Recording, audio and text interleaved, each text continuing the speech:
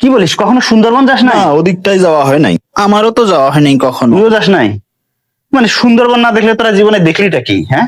আচ্ছা যাই হোক, বনে নাকি এখন বাঘ তেমন দেখা আরে যায় না? কি বলে, বাঘ দেখার জন্যই তো সুন্দরবনে গেলাম। মানে বাঘ কি আসলেই দেখা গেছে? দেখবো না মানে? আমার থেকে গুনে গুনে এই 3 হাত দূরে বাঘ, 3 হাত দূরে আমার চোখের দিকে একদম তাকায় আছে। এই বলিস কি, মানে এত কাছে গেলি ভয় লাগে নাই? ভয় পাওয়ার কি আছে? পুরুষ মানুষ কখনো ওইসব বাঘ টাক দেখে ভয় পায় না। আমার হাতে তো মাংস টাংস ছিল না, থাকলে তো আমি নিজ হাতে খাওয়াই দিতাম বাঘরে। শুধু কি বাঘই দেখলি, সিংহ টিংহ ছিল না? হ্যাঁ, সিংহ থাকবে না কেন? আমি তো সিংহ দেখলাম ওখানে গিয়ে, একদম কাছে। এই ধুর, সুন্দরবনে সিংহ থাকে নাকি? সুন্দরবনে সিংহ থাকে না? মানে এটাও জানিস না তুই? আসছিস ঢপ ও, মারতে? তাহলে সম্ভবত ওটা সিংহ ছিল না। তো যাই হোক, আর কি কি দেখলি? আর কি, ওখানে তো হরিণ, বানর, নানান প্রজাতির পাখি, অজগর।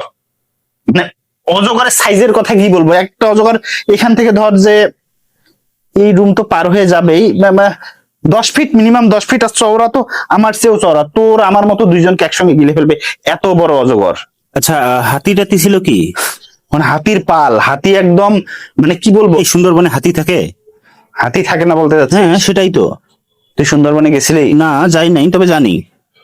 তো আমিও তো যাই নাই। না মানে এমন কেন তোরা, মানে তোরা নিজে যাবি না ঠিক আছে, অন্য কেউ দেখে এসে একটা গল্প বললে সেটাও বিশ্বাস করবি না তোরা?